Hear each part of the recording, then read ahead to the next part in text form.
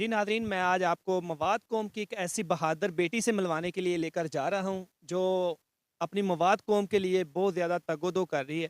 पहले तो नौजवान मेहनत कर रहे थे, मवाती को प्रमोट करने के लिए, मवाद को प्रमोट करने के लिए। अब हमारी बहना ने भी बहुत ज़्यादा मेहनत की, मिली नगमे गाए, तराने गाए। तो बाकी बहना से बात करते हैं, वो कैसे ख्याल आया और कब से ये काम कर रही है। अस्सलाम। वालेकुम सलाम। आपकी क्या नाम है? रिदा फ़ातिमा। रिदा, कैसे ख्याल आया कि मैंने अपनी कौम को प्रमोट करना है? ख़्याल मेरे अब्बू हैं ना, उन्होंने मेवाती कौम के लिए बहुत ज़्यादा काम किया, तो उनको देख के मुझे मेवाती कौम के लिए काम करने का ख़्याल आया। तो आपने कब से ये काम कर रहे हैं? साल हो चुके हैं। सबसे पहले जो आपने अपनी कौम के लिए तराना लिखा या गाया, लिखा या गाया? लिखा तो एक और मेरे अंकल हैं शायर, उन्होंने लिखा था, मैंने गाया था। जो आपने तराना गाया था तो वो देखने वाले नाज़रीन को भी सुनवाया? मैंने सबसे पहले तराना गाया था, मेवाती लैंग्वेज में ही गाया था। अ, मेरो प्यारो पाकिस्तान, मेरो प्यारो पाकिस्तान, मेरो प्यारो पाकिस्तान, मेरो प्यारो पाकिस्तान, मेरी धरती मेरी जान, मेरो अंबर मेरो मान। आपको कैसे ख्याल आया कि आपने अपनी कौम को प्रमोट? अपने अब्बू को देख के ख्याल आया। तो आप ये भी बताएं, और भी बहुत ज़्यादा जिस तरह आज की जो नौजवान लड़कियां टिकटॉक पर बना रही हैं और फेसबुक आईडी पर भी काम कर रही, तो आपने अपनी कौम के लिए काम शुरू। मैंने अपनी कौम को आगे रखते हुए ही ये काम शुरू किया, क्योंकि हमारी कौम में टिकटॉक और लाइकी स्नैक ऐसी वीडियोस पे मतलब लड़कियों को पसंद नहीं करते, तो मैंने वो रास्ता अपनाया ही नहीं जिससे हमारी कौम की बदनामी हो। मैंने हमेशा वही काम किया है जिससे हमारी कौम का सर फ़ख्र से बुलंद हो। माशाल्लाह, बहुत खूब। अच्छा, कभी कोई मुश्किलात भाई या रिश्तेदारों ने कभी कहा हो कि आप फेसबुक पर या यूट्यूब पर काम कर रहे हैं, कोई मुश्किलात पैदा? मुझे कोई मुश्किलात पेश नहीं आई, क्योंकि मेरे जो अब्बू हैं उन्होंने मुझे बहुत ज़्यादा सपोर्ट किया, उन्होंने मुझे कभी कोई परेशानी नहीं आने दी। और रही बात मेरे रिश्तेदारों की, वो मेरे बारे में कैसी सोच रखते हैं, वो मुझे बहुत ज़्यादा सपोर्ट करते हैं। मेरी फैमिली में भी सभी मुझे बहुत ज़्यादा पसंद करते हैं, और जो मेरी मेवाती कौम है, वो भी मुझे बहुत ज़्यादा सपोर्ट करती है। रिदा, आपकी तालीम क्या है? मैं सेकंड ईयर में पढ़ रही हूँ। माशाल्लाह। अच्छा, आपकी जो बरादरी है वहाँ पर जो जहेज का सामान होता है वो बहुत ज़्यादा देते हैं, तो उस पर भी आपने कुछ लिखा है या गाया है? अ, उस पर मेरे अब्बू ने उस पर मेरे अब्बू ने गीत गाया मेवाती। मैंने तो बहन-भाइयों की मोहब्बत के लिए एक गीत रिकॉर्ड करवाया मेवाती में, वो मैं आपको सुनाऊँगी। अच्छा, वो सुनाए दे। मैंने विरासती हक के हवाले से गीत मेवाती में रिकॉर्ड करवाया, तो वो मैं आपको सुनाना चाहूँगी।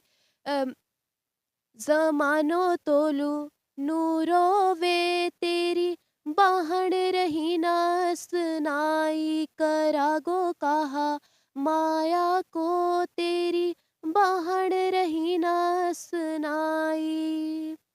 रिदा, आप ये बताएं, जो मवात है, जो मवाती हैं, वो तो जल्दी समझ गए होंगे। जो पंजाबी उर्दू बोलने वाले, उनको ये समझ नहीं आई होगी। इसमें उर्दू में आप इसका तर्जमा करें। अ, इसमें ये बहन-भाइयों के हवाले से है कि जो बहनें होती हैं वो हमेशा अपने भाइयों को इतनी ज़्यादा मोहब्बत करती हैं, अगर भाई के घर पे चली जाएँ, अगर भाई उसको पत्थर के उस पे भी लिटा दे, तो वो घर जाके ये बताएगी कि मैं अपने भाई के घर बहुत अच्छे तरीके से रह के आई हूँ। और अगर वो उसको चटनी से भी रोटी खिला दे, तो वो उधर जाके यही बताती है कि मेरे भाई ने मुझे मुर्गा खिलाया, बकरा खिलाया, कभी भी अपने भाई की तौहीन नहीं होने देती।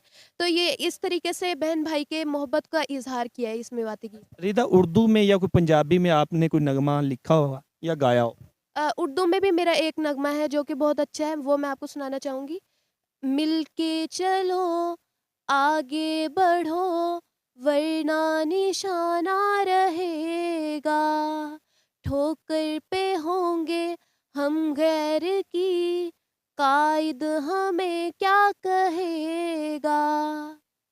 अच्छा रिदा, आप ये बताएं कि अपने वालदैन पर फ़ख्र तो होता होगा। कुछ वालदैन होते हैं वो बहुत ज़्यादा पाबंदियाँ लगा देती हैं, जी आपने घर पर ही काम करने हैं, आपने घर के काम काज में अपनी मम्मा का हाथ बटाना है। आपने, कुछ लोग तो ऐसे भी हैं जो बच्चों को तालीम, जो फीमेल होती हैं, हमारी बेटियां होती हैं, बहनें होती हैं, उनको तालीम हासिल करने पर भी पाबंदी लगा देते हैं, जी आप हमारी इज्जत है, आपने बाहर नहीं जाना। मगर आपके वालदैन ने आपको इजाज़त दी कि आप मीडिया पर भी आएँ, तो फ़ख्र होता है इस बात पर। बहुत ज़्यादा मेरे जो अब्बू, उन्होंने तो मुझे हर फ़ील्ड में ही मतलब पढ़ाई के मामले में भी बहुत ज़्यादा सपोर्ट किया है। उनका पॉइंट ऑफ व्यू ये है कि पढ़ाई को भी साथ-साथ लेके चलो, और बाकी जो काम है उनको भी साथ लेके चलो। किसी मामले में कॉम्प्रोमाइज़ ना करो, अगर आपको अपनी लाइफ़ में सक्सेसफुल होना है तो। अच्छा, आप लास्ट में पाकिस्तान की बसने वाली जो माएँ, बहनें, बेटियाँ हैं, उनको क्या मैसेज देना चाहेंगे इस हवाले से कि जो ये दौर है इलेक्ट्रॉनिक मीडिया, सोशल मीडिया या प्रिंट मीडिया का दौर है, तो आप उनको क्या मैसेज देना? कुछ लोगों के जो ख़्याल हैं वो नेगेटिव सोचते हैं कि जी हमारी बेटी अगर मोबाइल का इस्तेमाल करेगी, तो वो ठीक नहीं है। तो इस हवाले से आप क्या कहना चाहेंगे? मैं लड़कियों के लिए यही पैगाम देना चाहूँगी कि आपके पास मोबाइल है, आपके पास उसमें मुख्तलिफ़ ऐप डाउनलोड हुई होती हैं, फ़ेसबुक, टिकटॉक, अब वो आपके ऊपर डिपेंड करता है कि आप उसका इस्तेमाल किस तरीके से करोगी। अगर आप उस पे गाने या इश्क मशूक़ी के गाने आप उस पे अपलोड करोगी तो ज़ाहिर-सी बात है लोग तो तनकीद करेंगे। आप पर्दे में रहकर अच्छी बातें भी बता सकती हैं, इस्लाम के बारे में बता सकती हैं, अपने मुल्क की बढ़ाई कर सकती हैं। तो बहुत ज़्यादा तरीके होते हैं लोगों के दिल में उतरने के लिए, अपनी जगह बनाने के लिए। जो लड़कियाँ बहुत ज़्यादा गाने बना के फ़हाशी फैला रही हैं, तो उनको तो ज़ाहिर-सी बात है लोग नहीं पसंद करते और डालें और अपनी लाइफ़ पे फ़ोकस करें, अपनी पढ़ाई को भी साथ-साथ लेके चलें क्योंकि अगली फ्यूचर में आपकी पढ़ाई आपके काम आने वाली है और पढ़ाई को भी साथ लेके चलें और बाकी कामों को भी साथ लेके चलें। जी नाज़रीन, आपने देखा मेरे पास मवाद कौम की बहादुर बेटी मौजूद थी। बहादुर बाप की बहादुर बेटी थी। आपने देखा कि इसके वालिद ने इसको इजाज़त दे दी है कि आप मीडिया पर आएँ, तो मगर उसने जो पहला फ़ैसला किया वो ये है कि कौम को पॉज़िटिव चीज़ें दिखानी है, अपनी कौम को मुत्तहिद करना है।